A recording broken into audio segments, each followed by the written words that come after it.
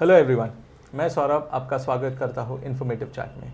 Informative chat में हम आज जानेंगे लोन्स के बारे में। लोन्स, हर कोई लोन्स के लिए अप्लाई करता है, तो उसे जानना, उसके बारे में जो कुछ इन्फॉर्मेशन हमें पहले जाननी चाहिए वो हम आज समझने की कोशिश करेंगे। हमें लोन्स के बारे में बताने के लिए हमारे साथ आज जुड़े हैं सुरेंद्र जाधव। सुरेंद्र जाधव एक एक्स बैंकर है और जो अभी बैंक्स और फाइनेंशियल इंस्टीट्यूट्स के साथ लोन्स के प्रोसेस में जुड़े हुए हैं। Surendra ji, thank you for joining us. Surendra ji, जब हम लोन्स के बारे में सुनते हैं तो कई टाइप्स के लोन्स होते हैं, तो लोन्स के कितने प्रकार होते हैं? सौरभ जी, लोन्स दो प्रकार के होते हैं, दो टाइप्स के लोन होते हैं, एक सिक्योर्ड लोन और एक अनसिक्योर्ड लोन। सिक्योर्ड लोन होते हैं जो हमारी सिक्योरिटी हम लोग को वहाँ पे देनी पड़ती है। Type of housing loans, loans against property, आप गोल्ड लोन ले सकते हैं, आप म्यूचुअल फंड्स के अगेंस्ट ले सकते हैं। ये सारे लोन्स होते हैं सिक्योर्ड लोन्स के टाइप में। दूसरे होते हैं अनसिक्योर्ड लोन, जो कि आते हैं पर्सनल लोन, जो कि हमारे समझो कुछ भी अनसर्टन कोई एक्सपेंसेस हमारे पे आ जाएंगे तो पर्सनल लोन लिया जाता है। एक बिजनेस लोन है जो अनसिक्योर्ड लोन में आ जाता है। सुरेंद्र जी, जब हम लोन्स के बारे में जानने की कोशिश करते हैं तो हमें समझता है कि हमें लोन्स बैंक्स भी देते हैं और एनबीएफसी से भी मिलता है।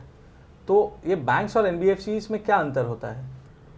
बैंक्स और एनबीएफसीज में अंतर है। बैंक जो कि यहाँ पे हम लोग सेविंग अकाउंट ओपन करते हैं, डिपॉजिट्स करते हैं, चेक डिपॉजिट होता है, चेक इशू करते हैं, हम लोग एफडीज ओपन करते हैं, हम लोग रिकरिंग अकाउंट ओपन करते हैं, हम लोग लॉकर लेते हैं हमारे सिक्योरिटी के लिए, और हम लोग वहाँ पे लोन्स भी लेते हैं और हमारे कुछ सर्विसेज भी वहाँ पे बैंक्स हमारे को हमको ऑफ़र करती है। ये सारे सर्विसेज बैंक में आते हैं।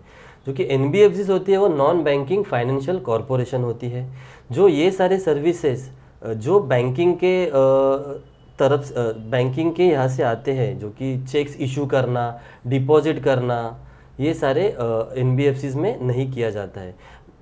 फिर भी हम लोग को एनबीएफसी जो है वो लोन्स वगैरह प्रोवाइड करती है, जो कि हम लोग, मैं आपको एग्जांपल के तौर पे बताना चाहूँगा, होम लोन्स ले सकते हैं एनबीएफसी से, लोन अगेंस्ट प्रॉपर्टी लेते हैं, कार लोन लेते हैं। ये इस प्रकार के लोन्स एनबीएफसी हमारे वो प्रोवाइड करती है। सुरेंद्र जी, ये तो आपने लोन्स के टाइप्स बताए।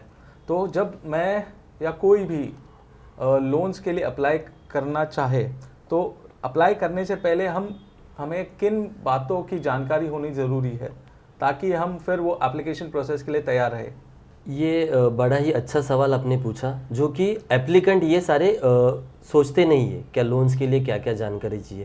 पर मेरे हिसाब से जो भी एप्लीकेंट होगा उनको वो कौन से इंस्टीट्यूट में लोन के लिए अप्लाई कर रहे हैं, जैसे कि वो बैंक है या एनबीएफसीज है, क्या रेट ऑफ इंटरेस्ट वो बैंक और एनबीएफसी अपने को ऑफ़र कर रहे हैं, और आप वो लोन्स के लिए एलिजिबल हो के नहीं, आपका प्रोफाइल क्या है। और अभी मार्केट में तो कैसे कुछ बैंक्स है या एनबीएफसी है वो ऑफ़र कर रहे हैं, रेट ऑफ इंटरेस्ट ऑफ़र कर रहे हैं, प्रोसेसिंग फ़ीस ऑफ़र कर रहे हैं, जो कि अपने एप्लीकेंट को लुभाने के लिए है। तो वो सारे चीज़ों पे भी अपने को ध्यान देना है जो भी एप्लीकेंट कर रहा है लोन अप्लाई के लिए। दूसरी चीज़, किस प्रकार का वो लोन होगा, हम लोग वो ईएमआई या कि जो हम लोग जो बेयर कर रहे ईएमआई जो बेयर करेंगे वो हम लोग भर सकते हैं क्या, हमारा अभी फाइनेंशियल कंडीशन क्या है, मैं क्या अर्न करता हूँ और मैं कितना ईएमआई बेयर कर सकता हूँ। ये सारी चीज़ों पे ध्यान देना बहुत ज़रूरी है। सुरेंद्र जी, ये तो होगी पहले जो हमें सब जानना है उसके बारे में आपने बताया। अभी जब मैं अप्लाई करूँ लोन के लिए तो मुझे कौन से डॉक्यूमेंट्स रेडी रखने चाहिए ताकि जब मैं जाऊँ बैंक के पास वो मैं तुरंत उन्हें हैंड ओवर करूँ और मेरा लोन जल्द से जल्द सैंक्शन हो? सौरभ जी, आपके पहले सवाल पे मैं आना चाहूँगा। जो मैंने आपको पहले सवाल का जवाब दिया था, जो लोन्स है ना दो टाइप के होते हैं, सिक्योर्ड लोन्स और अनसिक्योर्ड लोन्स। उसमें भी अभी जो एप्लीकेंट होगा वो भी सैलरीड होगा या तो सेल्फ एम्प्लॉयड होगा, दो प्रकार के एप्लीकेंट पकड़ते हैं। तो मैं सैलरीड के लिए ए करके उनको संबोधित करूँगा, और सैलरीड जो सेल्फ एम्प्लॉयड है उसके लिए हम लोग बी करके कैटेगरीज कर लेते हैं। जो सैलरीड पर्सन है उनके लिए आपको केवाईसीज में आते हैं आपके पैन कार्ड, आपका आधार कार्ड आता है, फिर उनके फाइनेंशियल डॉक्यूमेंट आते हैं जो कि सैलरीड होते हैं, जिनके सैलरी स्लिप, ठीक है, और फॉर्म नंबर 16 होता है वो आएंगे, और उनके बैंक स्टेटमेंट। अभी दूसरा कैटेगरी हमारा हो गया सेल्फ एम्प्लॉयड का, वो हम लोगों ने बी कैटेगरी करके उनको संबोधित किया था। तो सेल्फ एम्प्लॉयड के लिए आपके आएंगे ITR आएंगे, आपके 3 साल के ITR आएंगे, आपके KYC आएंगे, पैन कार्ड, आधार कार्ड आपका आएगा, और आपका बिजनेस प्रोफाइल एक आएगा, और आपके बैंकिंग आ जाएंगे। ये सारे डॉक्यूमेंट्स आपको लोन एप्लीकेशन के लिए ज़रूरी है। सुरेंद्र जी, जब हम लोन्स के लिए अप्लाई करते हैं तो उस प्रोसेस में हमें जानकारी मिलती है कि हमारा सिबिल चेक किया जाएगा। तो ये सिबिल क्या एग्जैक्टली होता क्या है और उसका प्रोसेस क्या होता है? सौरभ जी, सिबिल स्कोर जो है ना, हमारा सिबिल स्कोर हमारे टाइमली पेमेंट के हिसाब से होता है। जो हम लोग लोन्स लेते हैं उस बेस पे हमारा सिबिल स्कोर कैलकुलेट होता है। उसकी जो रेंज होती है ना, वो 300 से लेके 900 तक होती है।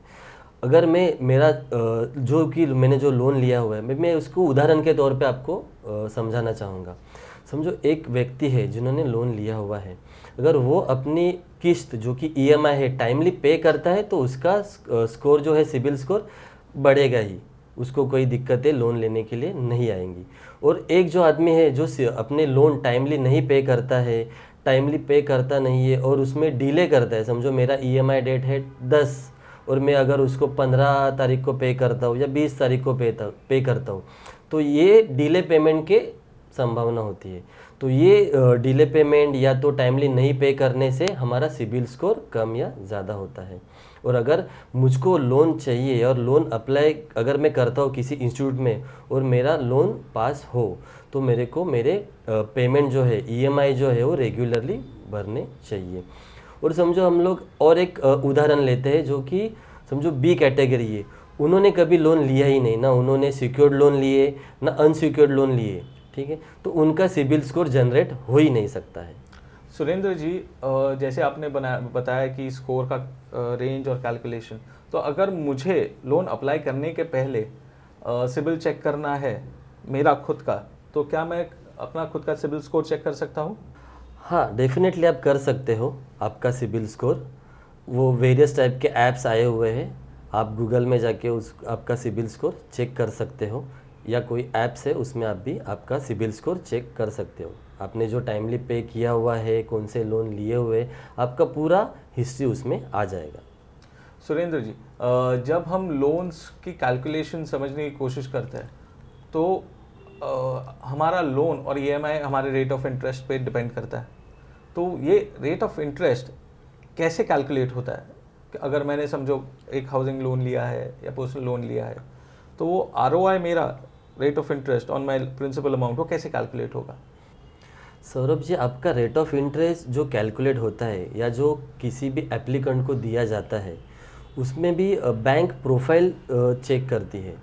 क्या आदमी सैलरीड है या सेल्फ एम्प्लॉयड है या प्रोफेशनल है, उस पर आपका rate of interest bank decide करती है, ठीक है। उसमें भी प्रोफाइल में अभी हम लोग पकड़ लेते हैं सैलरीड हूँ मैं, और मैं एक प्राइवेट लिमिटेड कंपनी में जॉब कर रहा हूँ, और दूसरा सैलरीड पर्सन है जो प्रोप्राइटरशिप में काम कर रहा है, तो दोनों के भी रेट ऑफ इंटरेस्ट वेरी हो जाएंगे। सेम अगर एक बंदा सैलरीड है और वो नेशनलाइज कंपनी में, प्राइवेट लिमिटेड कंपनी में जॉब कर रहा है, और दूसरा बंदा बिजनेस कर रहा है, तो उनके भी रेट ऑफ इंटरेस्ट में डिफरेंसेस आ जाएंगे। और जो कि प्रोफेशनल है जैसे कि CAs है, लॉयर्स है, उनके भी रेट ऑफ इंटरेस्ट उनके प्रोफाइल बेस पे कैलकुलेट होते हैं।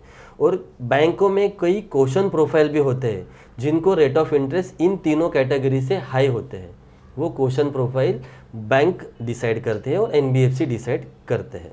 सुरेंद्र जी, जब हम लोन्स लेते हैं वो एक पर्टिकुलर अवधि के लिए हमें मिलते हैं, एक टेन्योर डिसाइड किया जाता है कि मुझे इतने वक्त में या इतने इंस्टॉलमेंट्स में मुझे उसे रीपे करना है। तो ये टेन्योर जो अवधि होती है लोन की, वो कैसे डिसाइड होती है?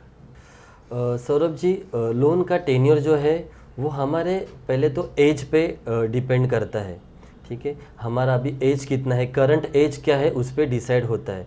अभी इसमें मैं आपको दो टाइप के जो मैंने आपको शुरुआत में जो बताए थे, हमारे सिक्योर्ड और अनसिक्योर्ड लोन, उसके हिसाब से मैं आपको बताना चाहूँगा। पहले मैं अनसिक्योर्ड लोन को ले लेता हूँ। हमारे जो पर्सनल लोन है, बिजनेस लोन है, उसका जो अवधि होता है, उसका जो टेन्योर होता है वो 1 to 5 ईयर्स का अपना लोन का टेन्योर हो जाता है। ठीक है। और हमारे फिर सिक्योर्ड लोन आ जाएंगे। सिक्योर्ड लोन में हमारे होम लोन्स होंगे, हमारे मॉर्गेज लोन्स होंगे। वो टेन्योर होता, उनके जो लोन्स के टेन्योर होते हैं वो 15 ईयर्स से लेके 25 ईयर्स तक के हमारे टेन्योर हो जाते हैं। सुरेंद्र जी, अगर समझिए मेरी आय, मेरा इनकम या मेरी सैलरी एक अंदाज़न 50,000 है या 40,000 है, तो मेरे सैलरी या इनकम के अनुसार मुझे कोई पर्टिकुलर लिमिट होता है कि मुझे इतना ही लोन मिल सकता है? कुछ ऐसा है या कोई उस पर कोई लिमिट नहीं है? सौरभ जी, इसमें भी बैंक के कैलकुलेशंस होते हैं। उसको फॉयर करके कहा जाता है। उसका फुल फॉर्म है फिक्स्ड ऑब्लिगेशन इनकम रेशियो, जो कि अभी आपने मुझको सैलरीड का एग्जांपल दिया, तो उसको ही लेके मैं आगे प्रोसीड करता हूँ। 50,000 किसी की अगर सैलरी होगी तो फॉयर होगा आपका 50 to 55% का फॉयर होगा आपका।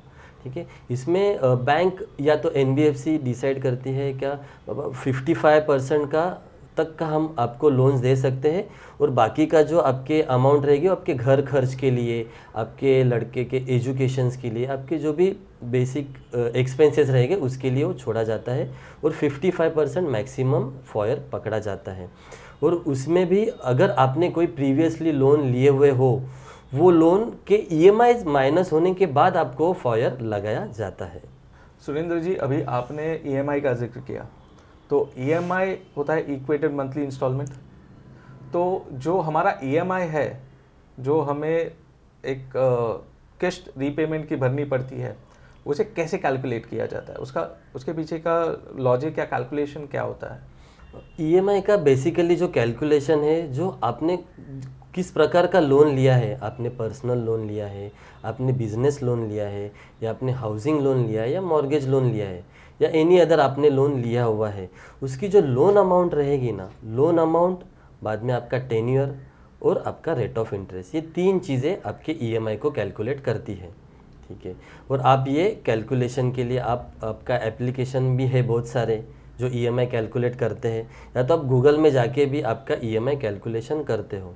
पर बेसिकली मैं आपको बता देता हूँ, अगर 50 लाख का लोन लेता हूँ और मैं उसमें 20 साल का टेन्योर और रेट ऑफ इंटरेस्ट 9%, ये मैं आपको होम लोन का एग्जांपल बता रहा हूँ, तो उसका आपका 45,000 के रेंज में आपका ईएमआई आ जाएगा। सुरेंद्र जी, जब मैं किसी लोन के लिए अप्लाई करूँ या मुझे लोन सैंक्शन हो चुका हो, तो मुझे बैंक्स या एनबीएफसी जिनसे भी मैं लोन लूँ, तो मुझे उनको कोई चार्ज पे करना पड़ता है? और अगर हाँ, तो वो कौन कौन से टाइप्स के चार्जेस होते हैं, उसके बारे में ज़रा हमें बताइए। इसमें भी सौरभ जी, कैसे सिक्योर्ड और अनसिक्योर्ड लोन फिर से मैं लाना चाहूँगा। अनसिक्योर्ड लोन में आपके पर्सनल लोन हो गए, बिजनेस लोन, या जो अनसिक्योर्ड लोन में आते हैं, उनके प्रोसेसिंग फ़ीस रहती है। प्रोसेसिंग फ़ीस आपको लगेगी, उनके डिसबर्समेंट के जो चार्जेस रहेंगे वो रहेंगे, तो वो सारा आपका अनसिक्योर्ड लोन में आ जाएगा। सिक्योर्ड लोन में आपको एग्जांपल देता हूँ होम लोन के लिए। समझो हम लोग होम लोन ले रहे हैं, तो होम लोन के लिए फिर भी आपको प्रोसेसिंग फ़ीस देनी है, उनकी एडमिन फ़ीस भी रहती है, उनके लीगल टेक्निकल, क्योंकि होम लोन दिया जाता है प्रॉपर्टी के अगेंस्ट, जो भी आप प्रॉपर्टी बाय करते हो उसके अगेंस्ट, तो उसके लीगल टेक्निकल के जो चार्जेस रहते हैं वो आपको बैंक को पे करने हैं। और बाद में आपको आ जाता है डिसबर्समेंट प्रोसेस, जो कि आपको चेक निकालने का प्रोसेस है। उसमें भी जो चीज़ आप समझो होम लोन जो घर खरीदने के लिए चार्जेस पे करते हो, स्टैम्प ड्यूटी, रजिस्ट्रेशन, वैसे ही आपका और बैंक का एक एग्रीमेंट बनता है, तो वो स्टैम्प ड्यूटी वगैरह भी आपको पे करनी पड़ती है। तो ये सारे चार्जेस रहते हैं जो कि लोन प्रोसेस के लिए लगते हैं, वो जो बैंक टू बैंक वेरी रहेंगे। Surendra ji, thank you so much. आप यहाँ आए और आपने हमें लोन्स को इतनी सरलता से समझाया। आपने आपका बहुमूल्य वक्त निकाला। Thank you so much. Thank you Saurabh.